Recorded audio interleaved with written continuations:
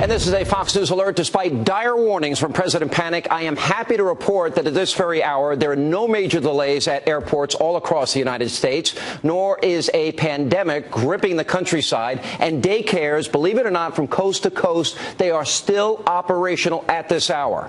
Now, miraculously, all of that remains true, despite the fact that we have arrived at the day when the Obama sequester starts to kick in. Now, tonight, we'll have complete coverage of this developing story with former Obama economic advisor Austan Goolsbee. Charles Krauthammer will join us, and also the raging Cajun James Carville, plus the man who had the courage to speak truth to power, and that, of course, being Dr. Benjamin Carson. He is here live to give us his take on the sequester, the automatic budget cuts beginning to take place in Washington. But first, earlier today, to no one's surprise, an 11th hour meeting inside of the Oval Office between the president and congressional leaders failed to result in any progress. Why? Well, we do have a stubborn commander-in-chief who's incapable of conquering his obsession, his addiction, raising your taxes and spending your hard-earned money. Now, House Speaker John Boehner addressed that issue moments after meeting with the president. Here's what he said. Let's make it clear that the president got his tax hikes on January 1st. This discussion about revenue, in my view, is over. It's about taking on the spending problem here in Washington. Now, not to be upstaged, the anointed one soon after fled to the safe haven that is the press briefing room in order to field some real hardball questions from his friends in the mainstream media. In other words, the state-run lapdog media. Take a look. Mr. President, to your question, what could you do? First of all, couldn't you just have them down here and refuse to let them leave the room until you have a deal? You know, I mean, Jessica, I am not a dictator. I'm the president. So ultimately, if Mitch McConnell or John Boehner say we need to go to catch a plane, I can't have Secret Service block the doorway.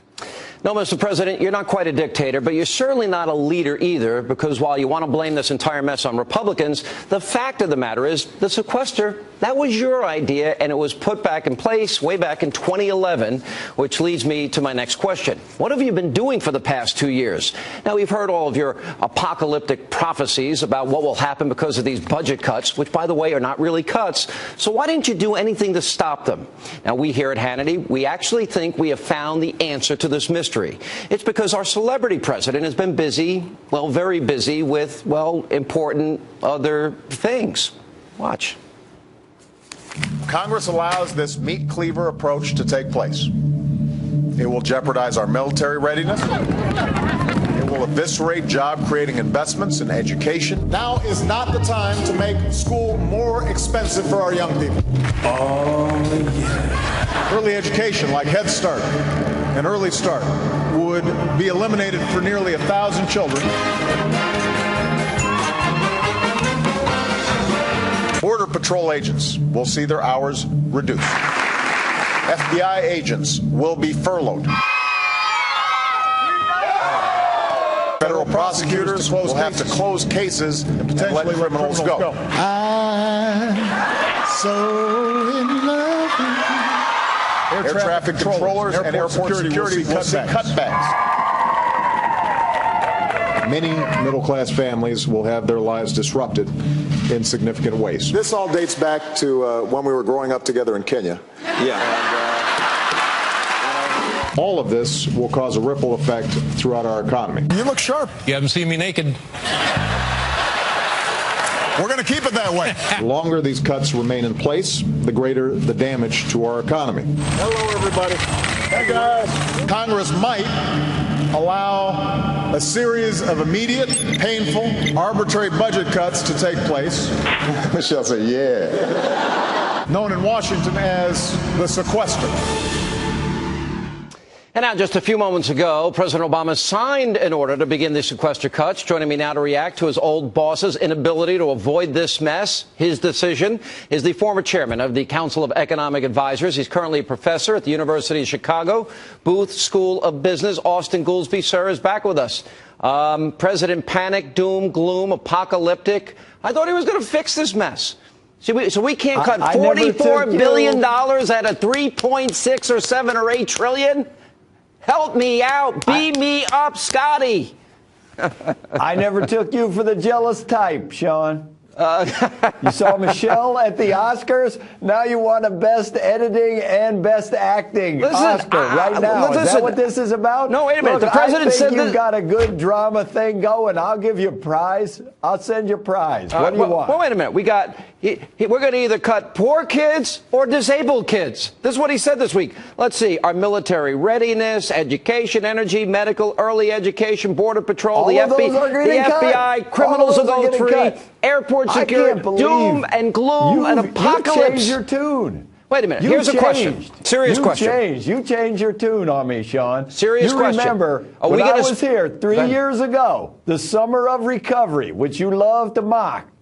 You were willing to blame every traffic jam in America on the repaving of roads from the stimulus.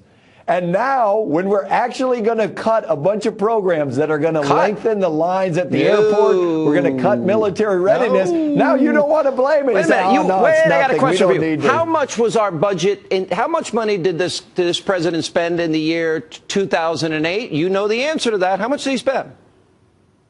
Well, he wasn't the president in 2008. What do you mean, how much Excuse did he spend? me, I stand correct. 2009.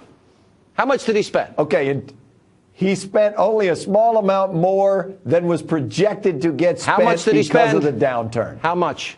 Give me a dollar figure. Barely more than what was projected. How much? Barely more than what was projected. All right, here's the thing. Spending has gone up 20%. Almost across the board under Obama in 4 years. We have $6 trillion in new Obama debt, 20 million more Americans on food stamps, 1 in 6 in poverty. Now, here's the problem. Okay, wait a minute. This year, we are going to spend about the same, probably more, than we spent last year. Explain to America. Okay, Sean, explain to America how that's a cut. Now, wait a second.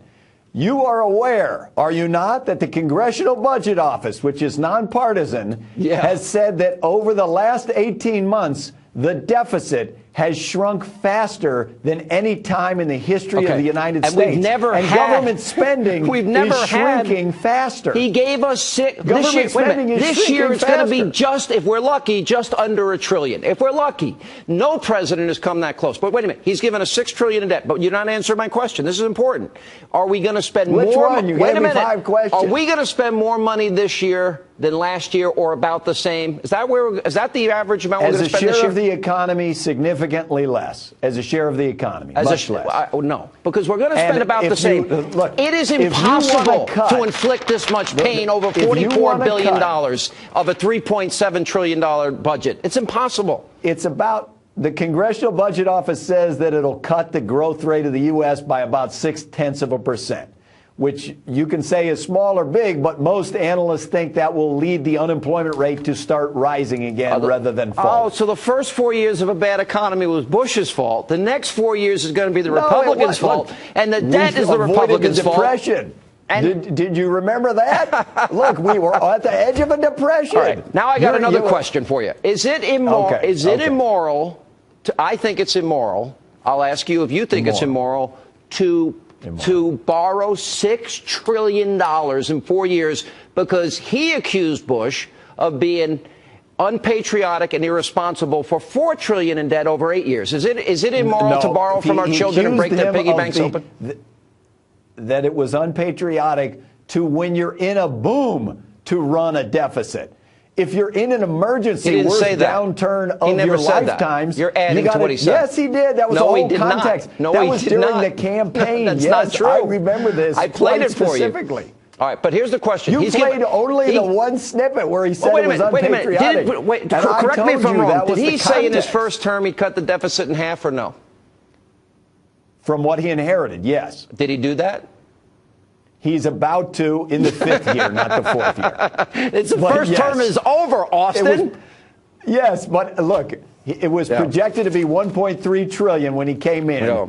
It's going to be cut just in half. That's what the CBO just projected. All right. It would be a lot easier if Republicans were willing to do a grand bargain. Wait a minute. This week, did they not give the president the choice of making the cuts himself? Didn't they offer him that authority this week and he rejected it?